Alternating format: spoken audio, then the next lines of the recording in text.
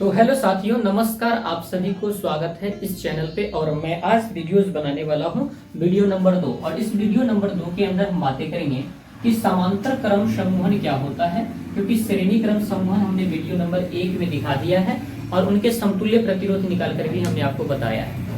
आज के इस वीडियो लेक्चर्स में हम खास बात ये करने वाले हैं कि समांतर क्रम समूहन क्या होता है और इनके समतुल्य प्रतिरोध क्या होते हैं। लेकिन बेसिक बात पहले जो हम किए हैं वो भी दोहरा लेते हैं एक बार कि समूहन का मतलब क्या होता है।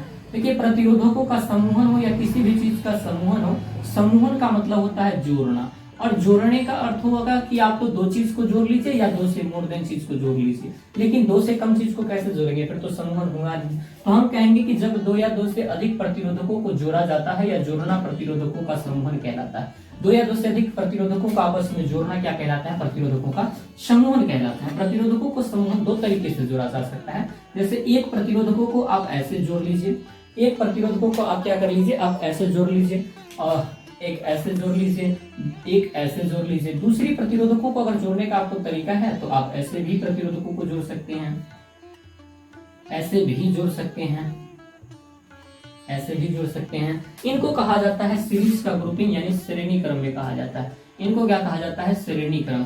और इनको अगर आप कहने का प्रयास करें तो ये हमारा होता है समांतर क्रम, क्योंकि इसके पैरेलल है, ये इसके पैरेलल हो जाता है। तो ये एक दूसरे के पैरेलल, ये ग्रुप में चल रहा है, इसके बाद ये, इसके बाद ये, यानी ये ग्रुपिंग चल रहा है। तो ये वाले ऊपर की हमारी बात हो चुकी है। अब समांतर क्रम समूहन को हम समझने का प्रयास करते हैं। आइए बहुत ही प्यार से हम आपको समझाने का प्रयास करते हैं। मान लीजिए तीन हमारे पास प्रतिरोध है जिसे हम जोड़ना चाह रहे हैं। तो तीन प्रतिरोधकों को हम जोड़ने का प्रयास कर रहे हैं।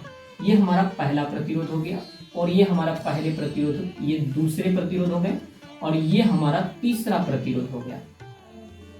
और तीनों प्रतिरोधकों को हमने क्या किया? एक बैटरी से जोड़ दिया और इसमें धारा जाने का हमने उपाय लगा दिया। यह मान लीजिए हमारा बैटरी है, ये हमारा क्या है? बैटरी है। और इसको हमने स्विच से जोड़ रखा है और इसमें हमने क्या किया? विद्युत धारा भेजने का प्रयास किया, आई। इस प्रतिरोधकों का नाम अगर हम देना चाहें तो मान लीजिए ये हमारा प्रतिरोध R1 है, और ये हमारा प्रतिरोध R2 है, और ये हमारा प्रतिरोध R3 है।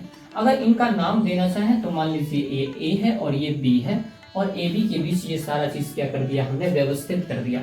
इसमें हमने जो विद्युत धारा भेजने का प्रयास किया है वो I भेजने का हमने प्रयास किया है।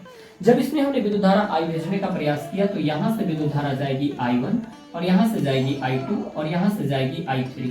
लेकिन समतुल्य प्रतिरोध जो इधर निकल करके आएंगे वो तो I ही रह जाएंगे, क्योंकि जैसे गया बट गया तीनों, फिर वापिस आ रहा है, तो ये तीनों एक ही साथ आ रहा है।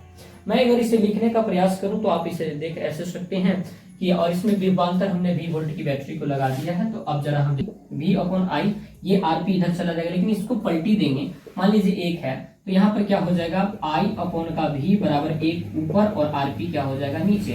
इसको कहा जाएगा समीकरण 2। समीकरण 1 और 2 को जब मिलाएंगे तो ये वाला पक्ष I/V के जगह पर क्या डाल देंगे? 1/RP डाल देंगे। तो हमारा कुछ रिजल्ट आ जाएगा 1/R1 plus 1/R2 plus 1/R3 बराबर 1/RP। RP का मतलब होता है पैरेलल ग्रुपिंग, और इसी को तो कहा जाता है समतुल्य प्रतिरोध। इसी को क्या कहा जाता है? समतुल्य प्रतिरोध।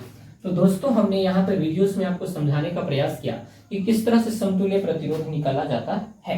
आई थिंक आप इसे समझ भी पा रहे होंगे। अगर समझ पा रहे हैं तो मिलते हैं फिर नई वीडियोस के साथ। तब तक के लिए आप सभी को जय हिंद, जय Bharat. Thank you very much.